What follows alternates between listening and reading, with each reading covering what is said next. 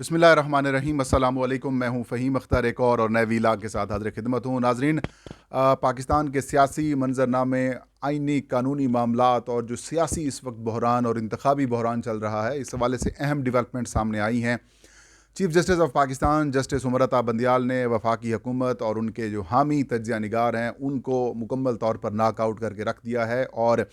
जो मैदान है वो अब बिल्कुल तैयार हो चुका है, और खेल जो है वो अब आखिरी मराहिल में दाखिल हो चुका है। चीफ जस्टिस ऑफ पाकिस्तान और सुप्रीम कोर्ट ऑफ पाकिस्तान अब बिल्कुल वफाकी हुकूमत को स्पेयर करने के लिए तैयार नहीं है, और जो पार्लिमान की जानिब से, बल्कि यूँ कहें कि एक सिलेक्टेड किस्म का जो पार्लिमान है उसकी कुछ अप्रोच जो है उसकी जानिब से जो सुप्रीम कोर्ट के ऊपर जो हमला किया गया था, अब सुप्रीम कोर्ट जवाबी हमला और जवाबी जो कह सकते हैं कि वार करने के लिए तैयार है। और इसके अंदर बहुत सारे सरों को जो है वो जो सर हैं वो आप समझ लेंगे कि उनकी खैर नहीं है, उनके मामलात जो हैं वो ख़राब होने को तैयार हैं। कहानी ये है कि सुप्रीम कोर्ट ऑफ पाकिस्तान की जानिब से आज दो अहम और बड़े नोटिस लिए गए हैं।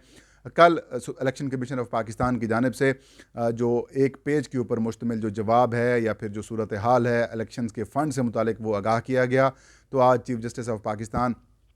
और जो सुप्रीम कोर्ट ऑफ पाकिस्तान है उसकी जानिब से नोटिस जारी कर दिए गए हैं। सेक्रेटरी ख़जाना, governor state bank, secretary election commission समेत जो दीगर हुकाम हैं उनको इन चैम्बर तलब कर लिया गया है कि 14 अप्रैल को ये सब इन चैम्बर में सुप्रीम कोर्ट ऑफ पाकिस्तान के सामने पेश होंगे और वजूहात बताएंगे कि उन्होंने फ़ंड्स क्यों नहीं जारी किए। और अहम और मोस्ट इमीडिएट नोट जो है वो ये भिजवाया गया है, और इसके ऊपर भी सुप्रीम कोर्ट ऑफ पाकिस्तान क्या कर सकती है, ये सूरत हाल जो है वो डिपेंड करेगा कि क्या आगे प्रोसीडिंग होगी। Secretary election commission Umar Hamid Khan ने, क्योंकि चीफ इलेक्शन कमिश्नर और चारों मेंबरान की जानिब से एक जो नोट है वो सुप्रीम कोर्ट ऑफ पाकिस्तान के हवाले किया था,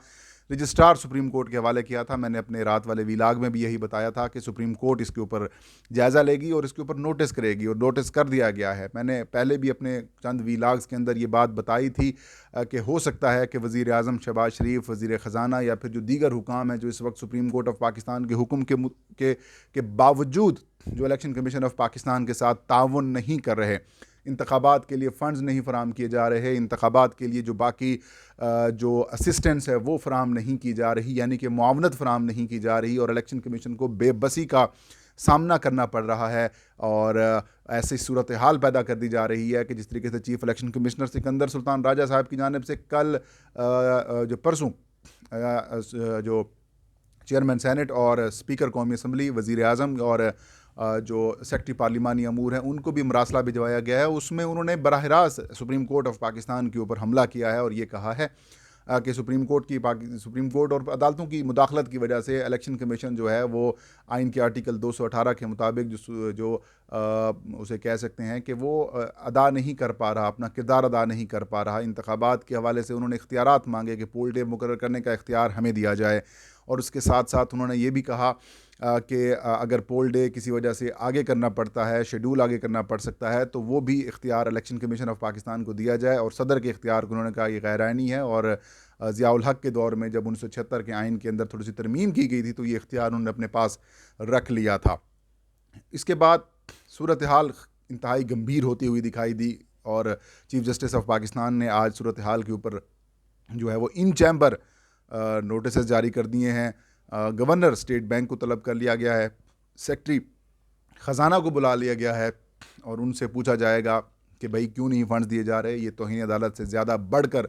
मामला है, ऐसा कहा गया है सुप्रीम कोर्ट ऑफ पाकिस्तान की जानिब से। और इस केस के अंदर बहुत सारे जो शख्सियात हैं, जो ओहदेदार हैं, उनके ओहदों को ख़तरात भी होंगे। और मैंने पहले कहा था कि वज़ीर आज़म के हवाले से शायद सुप्रीम कोर्ट अभी सवेयर किस्म की सूरत हाल ना इख्तियार करे या फिर फ़ैसला ना करे, लेकिन फ़ंड्स जो हैं वो तो इन्होंने हासिल कराने हैं।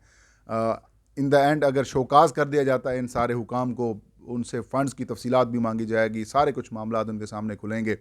और फिर भी अगर फ़ंड्स नहीं दिए जाते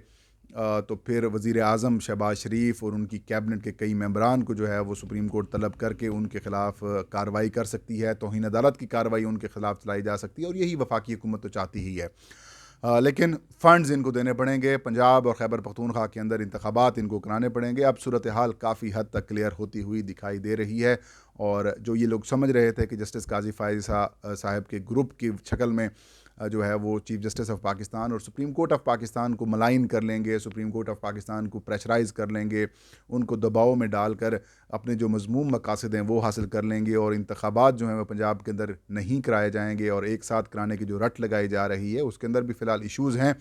तो वो कामयाब हो जाएंगे। तो ऐसा नहीं हुआ, और जो फुल कोर्ट वाली रट थी वो भी आज चीफ जस्टिस ने उनको उड़ा के बाहर फेंका। इसकी तफसील मैं थोड़ी सी आखिर में दूंगा, थोड़ा सा आगे करके दूंगा। लेकिन फ़िल वक्त पंजाब असम्बली के इंतखाबात के हवाले से सुप्रीम कोर्ट क्लियर हो चुकी है। जस्टिस काजी फ़ैज़ी साहब जो आइन की 50वीं यानी गोल्डन जुबली की तकरीब थी उसके अंदर जब वो शरीक है और हुकूमती बेंचों के साथ और वज़ीर आज़म के साथ जब वो जाकर बैठे, तो उसके बाद से जो उनके ख़िलाफ़ तनकीद हुई उनका वज़ाहती नोट भी आया, लेकिन तब तक देर हो चुकी थी, जो डैमेज है वो मुकम्मल डन हो चुकी थी। तो अब उनके पास अब कोई और इश्यूज़ नहीं है। अब सुप्रीम कोर्ट ऑफ पाकिस्तान में उन्हीं की सुनी जाएगी जो इस वक्त चीफ जस्टिस ऑफ पाकिस्तान यानी जस्टिस उमर अता बंदियाल हैं। तो अब मामला काफ़ी हद तक क्लियर हो चुके हैं। दूसरी बड़ी खबर ये थी कि पार्लिमान की जानिब से जो कानून साजी की गई है, सुप्रीम कोर्ट प्रैक्टिसेस एंड जो प्रोसीजर हैं, उसका बिल जो 2023 का बनाया गया, सदर पाकिस्तान की तरफ से उसको साइन किए बगैर वापस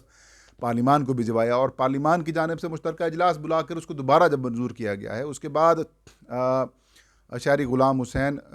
चौधरी ग़ुलाम हुसैन और अज़हर सदीक़ साहब एडवोकेट जो हैं, उनकी जानिब से सुप्रीम कोर्ट ऑफ पाकिस्तान के वो वकील हैं, उनकी जानिब से इस मामले को चैलेंज किया गया, और आज सुप्रीम कोर्ट ऑफ पाकिस्तान ने इस केस को फ़िक्स कर दिया है। सुप्रीम कोर्ट के 8 रुकनी लार्जर बेंच इस केस को कल सुनेगा। बेंच तश्कील दे दिया गया है, और इस बेंच में इल्ज़ाम ये लगाया जा रहा है कि जो जस्टिस उमर अता बंदियाल हैं, चीफ जस्टिस ऑफ पाकिस्तान, उनके जो हम ख्याल जजेज़ हैं वो शामिल किए गए हैं। लेट्स सपोज वो उनके हम ख्याल जजेज़ भी हैं, तो फुल कोर्ट अगर बनाया जाता है तो 15 रुकनी फुल कोर्ट होगा। हुकूमत की जानिब से ये कोशिश की गई कि जस्टिस एजाज़ुल एहसन और जस्टिस मज़ाहिर अली नकवी साहब जो हैं उनको टारगेट करके उनको साइड लाइन किया जाता है, तो फिर ये जो उनकी जो जो जो उनकी जो कैलकुलेशंस हैं उनके मुताबिक पीछे 13 रुकनी कोर्ट बनेगा। 13 में से वो करेंगे 7 हमारे होंगे, और चीफ जस्टिस ऑफ पाकिस्तान के साथ जो हैं वो 6 हो जाएंगे। तो मतलब 2 को निकालें तो पीछे उनके पास क्या बच जाएगा। तो मतलब वो इस तरीके से अपनी जो कहानी है वो करके बैठे हुए थे, लेकिन हालात उनके अब कंट्रोल से बाहर निकल गए हैं, क्योंकि ये सब कुछ चीफ जस्टिस ऑफ पाकिस्तान के ऊपर डिपेंड करता है कि वो किन जजेस साहबान को शामिल करते हैं बेंच के अंदर। और अभी जो एक्ट है वो नहीं बना, सदर की जानिब से साइन नहीं हुए। पार्लिमान की मंजूरी के बाद 10 रोज़ के अंदर सदर साइन करते हैं तो वेल एंड गुड, नहीं करते तो फिर वो एक्ट बन जाएगा। लेकिन इस दौरान अगर सुप्रीम कोर्ट ऑफ पाकिस्तान इस सारी प्रोसीडिंग को नल एंड वाइड करार दे देती है, इसको गैर-आइनी डिक्लेयर कर देती है, तो ये सारा मामला इसके दरमियान ही रुक जाएगा। तो अब कल इस केस की बड़ी समाअत होगी, और जो फुल कोर्ट की रट लगाए बैठे थे उनको बड़ा धचका लगा है, उनको बड़ा नुकसान पहुंचा है, उनको शदीद किस्म की इस वक्त परेशानी और कोफ्त लाहिक हो चुकी है, क्योंकि चीफ जस्टिस ऑफ पाकिस्तान ने अपनी जो अक्सरियत है सुप्रीम कोर्ट ऑफ पाकिस्तान में वो ज़ाहिर कर दी है। और कुछ ऐसी ख़बरें भी सामने आई कि जो सुप्रीम कोर्ट ऑफ पाकिस्तान है वो उसके अंदर कुछ मामलात बेहतर हो चुके हैं, और 8 रुकनी जो बेंच तश्कील दे दिया गया है, ये सुप्रीम कोर्ट ऑफ पाकिस्तान से मुताल्लिक जो कानून साजी की गई है उसको उम्मीद ज़ाहिर की जा रही है कि इसको गैर-आइनी करार देकर ख़त्म कर देगी, क्योंकि रूल्स बनाना इदारे का काम होता है और उसका इख्तियार होता है। जिस तरीके से इलेक्शन कमीशन से मुताल्लिक अगर एक्ट कोई बना दिया जाता है पार्लिमान की तरफ से, लेकिन जो रूल्स होंगे वो इदारा ख़ुद बनाता है। अगर rules supreme court of Pakistan ने ख़ुद बनाने हैं तो फिर पार्लिमान की क्या ज़रूरत है कि वो इस तरीके से अपने रूल्स बनाकर सुप्रीम कोर्ट ऑफ पाकिस्तान के ऊपर जो है वो थोप दे। तो अब कल इसकी समाअत होगी, 11:30 बजे ये समाअत होगी, और बड़ी अहम समाअत है। Chief justice of Pakistan justice Umar Ata Bandial ख़ुद इसको चेयर करेंगे। बाकी जो 7 जजेज़ हैं वो भी शामिल कर दिए गए हैं, और अगर सुप्रीम कोर्ट ये 8-0 से इसको नल एंड वाइड करार दे देती है, गैर-आइनी करार दे देती है, तो अपील भी अगर गवर्नमेंट इसके ऊपर करती है तब भी अपील इसलिए इंटरटेन नहीं हो सकेगी क्योंकि 15 जजेज़ हैं, और अपील के लिए उस बेंच में शामिल जजेस शामिल नहीं होते, बल्कि और जज बिठाए जाते हैं, और उससे ज़्यादा तादाद में जज बिठाए जाते हैं। तो पीछे 7 जजेस वो बनते हैं, और 7 जजेस जो हैं वो 8 के ऊपर भारी नहीं हो सकते, लिहाजा इम्प्लीमेंट यही फ़ैसला होगा जो कि 8 जजेस वाला होगा। अब चारों शाने चित कर दिया है चीफ जस्टिस ऑफ पाकिस्तान ने, और अब वफाकी हुकूमत के पास मासवाए इंतज़ार करो और जो हुक्म आता है उसके ऊपर अमल करो के अलावा और कोई ऑप्शन नहीं है। और यूं चीफ जस्टिस ऑफ पाकिस्तान ने जो उनकी जो लास्ट लाफ है वो चीफ जस्टिस की और आइन की है, और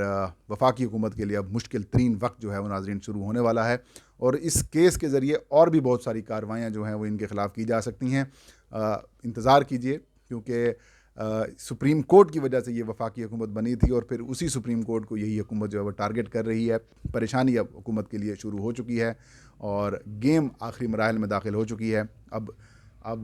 सारी नज़रें कल सुप्रीम कोर्ट के बेंच के ऊपर होंगी। उम्मीद यही है कि इसी ईद से पहले इनका जो जो इसे क्या कहते हैं कि इनको सेटबैक जो है वो बहुत बड़ा लगेगा। ये था आज का वीलाग। फ़हीम अख्तर को इजाज़त दीजिए। अल्लाह हम सबका हामी नासिर हो।